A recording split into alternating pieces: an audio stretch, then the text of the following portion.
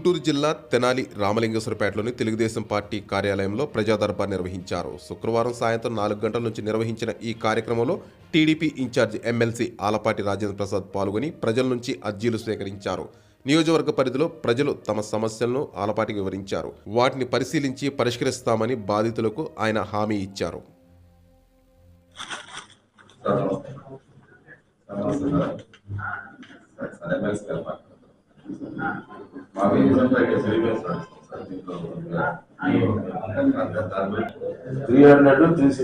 Free అన్నారు government.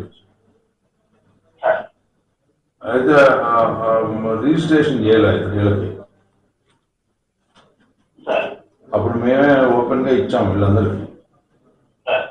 వీళ్ళకి loan కూడా శాంక్షన్ అయింది టిట్కో కింద. 3,15,000 శాంక్షన్ అయింది. అయితే టిట్కో 3,15,000 అయితే 2,25,000 వెళ్ళింది. 90,000 వెళ్ళా ఎక్కడ ఉందో తెలియదు ఎవరు. అందుకే వాళ్ళు ఏంటంటే ఇల్లు రిజిస్ట్రేషన్ ఎవరు చేయాలనేది మరి బ్యాంక్ వాళ్ళు కాదు కదా చేసేది, మనమే చేయాలి కదా. రిజిస్ట్రేషన్ అనేది మనమే చేస్తాం సార్. రిజిస్ట్రేషన్ అయిపోయిన తర్వాత ఈ మార్కెట్ చేసుకుని బ్యాంక్ లోన్ ఇస్తాడు. అదే లోన్ కూడా శాంక్షన్ అంటారు కాబట్టి రిజిస్ట్రేషన్ కంప్లీట్ అయ్యింది సార్. ఇది వాళ్ళ పేరు వాట్సాప్ పేపర్ చేయండి సార్ చూస్తాను. వీళ్ళది వాట్సాప్ పెడతారు ఇప్పుడు. షేక్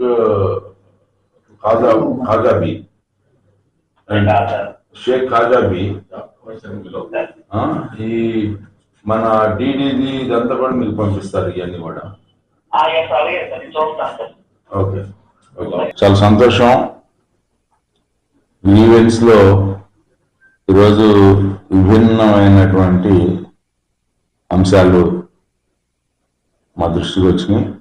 ఒకటి టిట్కో ఇళ్ళకి డబ్బు కట్టినా రిజిస్ట్రేషన్ చేయలేదని, అదేవిధంగా కొన్ని పెన్షన్స్ భర్త చనిపోయినాయి, అట్లాగే ముఖ్యంగా కొన్ని భూ వివాదాలు, కొన్ని డ్రైన్స్ కట్టలేదని చెప్పి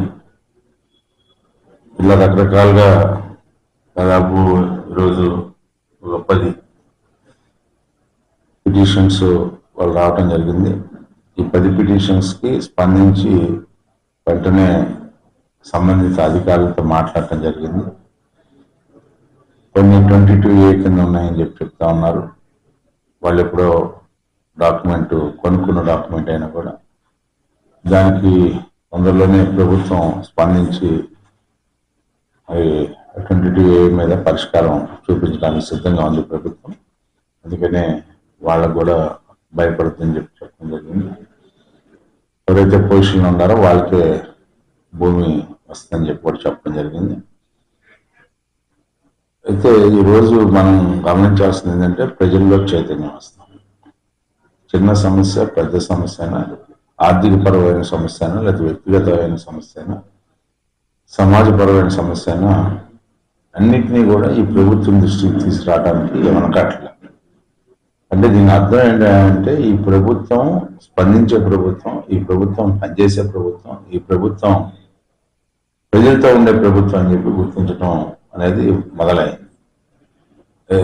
మేము కూడా ఈ గ్రీవెన్స్ వారానికి ఏం చేస్తాం అంటే ప్రతిసారి కూడా కొత్తగా వాళ్ళ సమస్యలు, కొత్త మనుషులు వస్తూ ఉన్నారు. అదేవిధంగా మరి లిడ్ క్యాబ్కి సంబంధించి 40 సంవత్సరాల క్రితం షాప్స్ ఇచ్చిన వాళ్ళకి అది రిజిస్ట్రేషన్ చేస్తా ఉన్నారు, చేయలేదని చెప్పి వాళ్ళు ఆఫీస్ చుట్టూ తిరుగుతూ ఉన్నారు. ఇట్లాంటి సమస్యలు ప్రతినిత్యం కూడా ఏదో ఒక సమస్యతో బాధపడే వాళ్ళు ఈ గ్రీవెన్స్ వస్తే సమస్య పరిష్కారం అవుతుందనే ఒక నమ్మకంతో ఈరోజున ఈ గ్రీవెన్స్ రావడం అనేది చాలా సంతోషం. అదేవిధంగా షాప్స్ ఆక్రమించున్నారు, ఖాళీ చేయమని చెప్పి ఇలాంటివన్నీ కూడా అంటే ఒక నమ్మకం, విశ్వాసంతో ఈ కూటమి నాయకత్వం పరిష్కరించగలదు అనే భావన వాళ్ళకి రావటం వల్ల ధైర్యంగా, స్వచ్ఛందంగా ఏ ప్రాంతంలో ఉన్న వాళ్ళైనా, ఏ వర్ణమో, పార్టీయా లేకపోతే ఇంకోటి అనేది కాకుండా సమస్య ఉన్న ప్రతి వ్యక్తి ఈ రోజున గ్రీవెన్స్లకు రావడానికి ప్రయత్నిస్తున్నందుకు సంతోషం. మరి ముఖ్యంగా ఇలాంటి ఆలోచన వచ్చినందుకు కూటమి నాయకత్వానికి, మరి ముఖ్యంగా చంద్రబాబు నాయుడు గారికి, నారా లోకేష్ గారికి నా హృదయపూర్వకమైనటువంటి ధన్యవాదాలు.